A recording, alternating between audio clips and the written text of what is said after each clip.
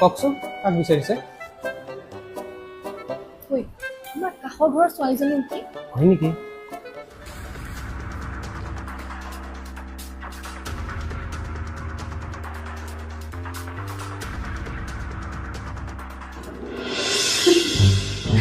বাস ফ্ৰীখিনি টেনশ্যন তোক ৰ'দৰ পৰা বাচিবহে লাগে ৰ এইটো ল এইটো কি